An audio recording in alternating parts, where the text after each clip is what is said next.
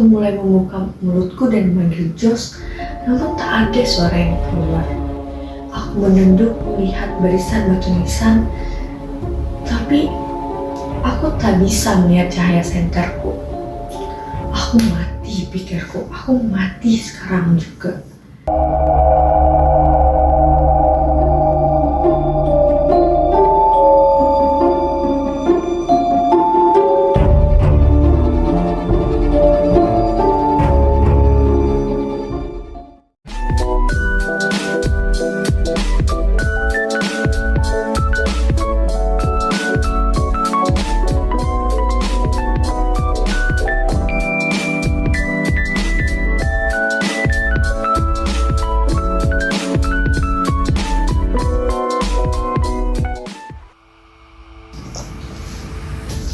Hai semuanya, kembali lagi bersama aku Nifa di channel Tell the Title, menceritakan sebuah judul. Selamat datang di Rumah Mati part ke-9. Sebelum aku lanjutin ceritanya, kalian jangan lupa like, comment, dan subscribe dulu Tell the Title supaya aku semangat terus bacain ceritanya buat kalian. Nah, kita lanjut. Selamat datang di Rumah Mati part ke-9. Dan kemudian cahaya menerobos kegelapan. Cahaya menyinari wajah Ray. Lampu putih yang terang. Apa yang terjadi? Tanya Josh dengan suara bernada tinggi dan juga gugup. Amanda, apa yang terjadi? Katanya. Ray berteriak dan jatuh kembali ke tanah. Matikan itu, hei matikan, teriaknya. Tapi Josh tetap menahan senter itu ke arah Ray. Apa yang terjadi? Amanda, katanya. Aku bisa bernafas lagi dan aku menatap ke lampu. Aku berjuang untuk menghentikan jantungku yang sangat berdebar keras. Ray memindahkan tangannya untuk melindungi diri dari cahaya. Tapi aku bisa melihat apa yang terjadi padanya. Cahaya itu sudah melukainya. Kulit Ray tampaknya sudah mencair dan seluruh wajahnya mengendor.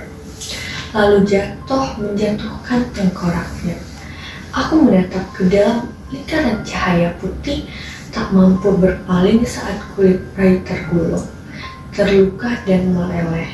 Sepertinya tulang di bawahnya terbuka, bola matanya bergulir keluar dari rongganya dan jatuh pelan ke tanah.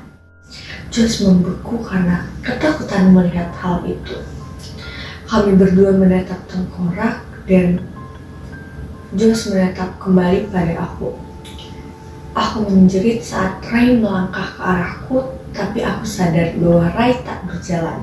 Dia jatuh, dia melompat ke samping dan dia rebah ke tanah. Ayo Amanda pergi, teriak Josh. Amanda, ayolah. Dia meraih tanganku dan mencoba menarikku. Tapi aku tak bisa berhenti menatap Ray yang sekarang menjadi tumpukan tulang di dalam genangan pakaian kusut. Amanda, ayolah, katanya. Dan kemudian aku berlari mengejar Josh secepat mungkin menuruni deretan panjang jalan menuju kuburan. Lampu menyorot lagi pada batu nisan yang seperti kabur saat kami berlari. Kita harus segera memberitahu ibu dan ayah, kita harus segera pergi dari sini, kataku kepada Josh. Mereka tak akan percaya, kata Josh. Aku tak yakin, aku sendiri percaya, mereka harus percaya pada kita, kataku padanya. Jika mereka tak percaya, kita akan menyeret mereka keluar dari rumah tua itu. Sinar putih lampu menunjukkan jalan saat kami melalui jalan-jalan yang gelap dan sulit. Tak ada lampu jalan dan tak ada satu kendaraan pun yang lewat. Sepertinya dunia kegelapan telah kami masuki. Dan sekarang sudah waktunya untuk kami keluar dari sini. Kami berlari untuk segera sampai ke rumah. Aku terus melihat ke belakang apakah ada yang mengikuti kami, namun aku tak melihat siapapun. Saat sampai di rumah, aku membuka pintu dan mulai menjerit, "Ibu, ayah, kalian di mana?" kataku. Namun sunyi, tak ada jawaban dari mereka. Lampu-lampu itu mati semua. "Ibu, ayah, apakah kalian di sini?" kataku. Namun tak Tak ada juga jawaban dari mereka. Pesta seadanya, kata Josh. Josh tiba-tiba teringat dengan pesta itu. Apakah mereka masih di sana? Kataku. Lalu kami berdiri di ruang tamu, kami berdua terengah-engah. Rasa sakit di pinggangku telah berkurang sedikit. Aku menyalakan semua lampu, tapi ruangan masih terasa suram dan sunyi. Mereka seharusnya pulang sekarang, kataku. Kemana mereka pergi? Apakah mereka meninggalkan nomor telepon? Tanya Josh. Kita harus menemukan mereka, Josh, kataku. Ya, kita harus menemukan mereka, teriak Josh. Kita harus pergi dari sini. Bagaimana jika telah terjadi sesuatu pada mereka? Itulah yang aku pikirkan. Namun, aku tak ingin mengatakan kepada Josh, karena aku tak ingin membuat Josh lebih ketakutan. Haruskah kita menelpon polisi? Tanya Josh saat kami berjalan kembali ke ruang tamu dan mengintip keluar jendela ke dalam kegelapan. Aku tak tahu, kataku. Aku tak tahu harus berbuat apa. Aku ingin mereka pulang. Aku ingin mereka di sini sehingga kita semua bisa pergi, kataku. Namun ada suara seorang gadis berkata, kenapa harus buru-buru? Katanya. Josh dan aku sama-sama berteriak. Itu adalah Karen Somerset. Kau sudah mati, kataku tanpa berpikir. Dia tersenyum, namun senyum yang sedih, senyum yang pahit. Dan kemudian dua anak lagi melangkah dari dalam koridor. Terlalu terang di sini, katanya. Ya, itu Jerry Franklin. Anak mati lainnya muncul dan aku melihat gadis dengan rambut hitam pendek yang telah kulihat di tangga pindah di sampingku di gorden. Mereka semua tersenyum. Apa yang kalian inginkan? Kataku. Kami dulu tinggal di rumahmu, kata Karen. Hah? Kami dulu tinggal di rumahmu, kata Josh. Dan sekarang coba tebak, kata Jerry. Sekarang kami mati di rumahmu. Dan yang lain mulai tertawa karena mereka semua menutupi Josh dan aku. Mereka akan membunuh kita, teriak Josh. Aku melihat mereka bergerak maju dalam keheningan. Josh dan aku harus mundur ke jendela. Aku melihat sekeliling ruangan yang gelap untuk mencari rute melarikan diriku. Tapi tak ada tempat untuk lari. Karen, kau tampak begitu baik, kataku. Kata-kata itu keluar begitu saja.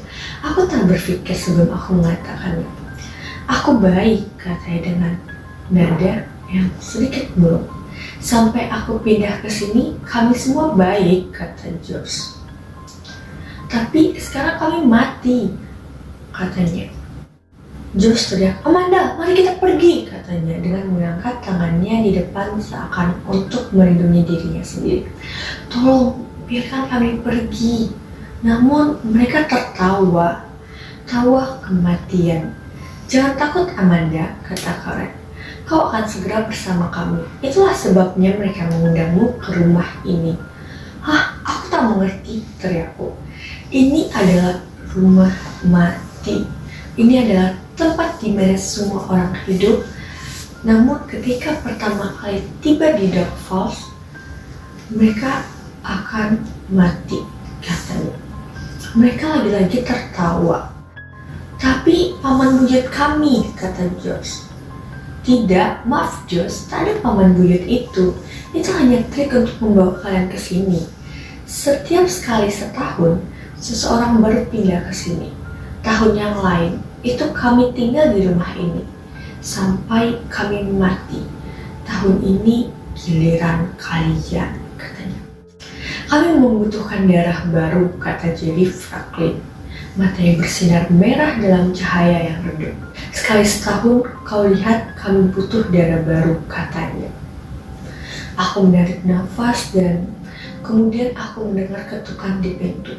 Satu ketukan keras berulang beberapa kali. Aku membuka mataku dan anak-anak hantu itu semua lenyap. Udara berbau asam. Sangat aneh. Josh dan aku saling menatap bingung. Saatnya ketukan yang keras mulai lagi. Itu ibu dan ayah, seru Josh. Kami berdua berlari ke pintu. Ibu, ayah, aku berteriak membuka pintu. Di mana saja kalian? aku mengulurkan tanganku untuk memeluk mereka berdua dan aku berhenti. Mulutku ternganga, ternyata itu Mr. Dawes. Mr. Dawes, seru Joyce. Kami pikir itu ayah dan ibu, kata Joyce. Aku sangat senang melihat Anda, kata Joyce. Kalian baik-baik saja, tanyanya. Oh, terima kasih Tuhan, sebelumnya kami baik-baik saja dan kau menyelamatkan kami, kataku. Aku tiba di sini pada waktunya, kata Mr. Dawes. Aku mulai merasa sangat lega. Dia meraih lenganku. Tak ada waktu untuk bicara, katanya. Melihat ke belakang, ke jalan. Aku bisa melihat mobilnya di jalan masuk. Aku harus mengeluarkan kalian. Anak-anak dari sini selagi masih ada waktu, katanya. Josh dan aku mulai mengikuti Mr. Dawes. Namun aku masih ragu bagaimana Mr. Dawes adalah salah satu dari mereka juga. Tapi aku mulai menatap matanya, ketakutan, berusaha untuk memutuskan apakah aku bisa percaya padanya. Aku berada di pesta dengan orang tua kalian, kata Mr. Dawes. Tiba-tiba mereka membentuk lingkaran. Semua orang sekitar orang tua kalian dan aku, mereka mulai menutupi kami, katanya. Sama seperti ketika anak-anak mulai menutupi Josh dan aku, pikirku. Kami menerobos mereka dan berlari, kata Mr. Dawes. Entah bagaimana kalian bertiga berhasil lolos. Josh, mari kita pergi, desakku. Lalu aku berpaling kepada Mr. Dawes. Di mana ibu dan ayah? Ayolah, aku akan menunjukkan pada kalian. Mereka aman untuk saat ini, tapi aku tak tahu untuk berapa lama, kata Mr. Dawes. Kami mengikutinya keluar dari rumah dan masuk ke dalam mobilnya. Ada sesuatu yang salah dengan seluruh kota ini, kata Mr. Dawes. Aku tahu, kataku. Kita harus bisa sejauh yang kita bisa sebelum mereka menyusul kita, kata Mr. Dawes. Ya, aku setuju, kataku. Syukurlah Anda datang ke rumahku. Rumah itu penuh dengan anak-anak yang mati, kataku. Kami telah melihat mereka, kataku. Di mana orang tua kami? Kataku. Ada semacam teater terbuka di samping kuburan, kata Mr. Dawes. Itu dibangun tepat di atas tanah dan itu tersembunyi oleh pohon besar. Aku meninggalkan mereka di sana. Aku mengatakan kepada mereka untuk tak bergerak. Kupikir mereka akan aman. Aku tak berpikir seorang pun berpikir untuk melihat di sana, katanya. Kami sudah melihatnya, kata Josh. Sebuah cahaya terang tiba-tiba muncul di jok belakang. Apa itu? Mr. Dawes bertanya. Senterku, jawab Josh. Aku membawanya dalam satu kasus, kata Josh. Tapi matahari akan segera terbit. Aku mungkin tak akan membutuhkannya, kata Josh. Sesampainya kami di kuburan, aku segera berlari keluar dari mobil, ingin melihat kedua orang tuaku. Namun langit masih gelap. Cepatlah, desak Mr. Dawes. Aku yakin orang tua kalian putus asa untuk melihat kalian, katanya. Kami menuju seberang jalan, setengah berjalan dan setengah berlari. Josh mengayunkan senternya di satu tangannya. Tiba-tiba di tepi rumput kuburan, Josh berhenti. PT, teriaknya. Aku mengikuti tatapannya dan melihat anjing putih berjalan perlahan sepanjang batu nisan yang mirip. PT, Josh berteriak lagi dan mulai berlari ke anjing itu. Hatiku tenggelam. Aku tak punya kesempatan untuk memberitahu Josh apa yang Ray katakan kepadaku bahwa PT telah mati. Josh, itu bukan PT, panggilku. Mr. Dawes tampaknya sangat khawatir. Kita tak punya waktu, kita harus cepat-cepat, katanya kepadaku. Lalu dia mulai berteriak pada Josh untuk datang kembali. Aku akan pergi membawanya, kataku. Dan aku pergi berlari secepat mungkin untuk memanggil Josh. Josh, tunggu! Jangan pergi mengejar PT. PT sudah mati, kataku. Josh telah mendapatkan anjing itu. Mengendus tanah dan tak mendongak, tak membalas perhatian Josh. Lalu tiba-tiba Josh tersandung nisan yang rendah. Dia menjerit saat dia jatuh dan senter dari tangannya berdentang pada satu batu nisan. Josh, jawablah aku, apakah kau baik-baik saja, kataku. Josh, lihat, katanya. Aku meraih bahunya dan menatap lurus ke depan. mulutnya ternganga dan matanya melebar. Aku menarik nafas lega mengetahui bahwa Josh tak pingsan atau tak terluka. Lihat, ulangnya, dan menunjuk ke batu nisan di mana ia tersandung. Aku berbalik dan melihat Compton Dawes. Kepalaku mulai berputar dan aku merasa pusing. Compton Dawes itu bukan ayah atau kakeknya. Dia telah memberitahu kami dia adalah salah satu Compton dalam keluarganya. Jadi Mr. Dawes sudah mati.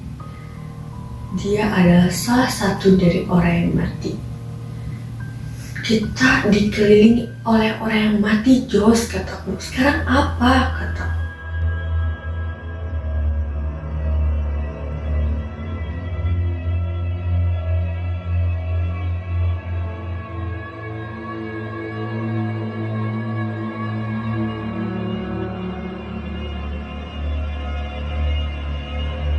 Nah, lanjutannya gimana ya? Ketika mereka bersama Mr. Dawes. Nah, lanjutannya ada di part ke-10. 10. Kalian jangan lupa nonton part ke-10-nya supaya kalian gak ketinggalan alur ceritanya. Nah, sampai sini dulu ya part ke-9-nya. Bye-bye. Kau cinta pertama yang begitu sempurna, membuatku terpana, membuatku bahagia. Kini ku merasa kau jauh dariku. Tak pernah ku sangka kau duakan aku. Jadikan aku satu bintang yang terindah dalam hidupmu, agar kau selalu dekat denganku. Jadikan aku satu cinta yang terindah dalam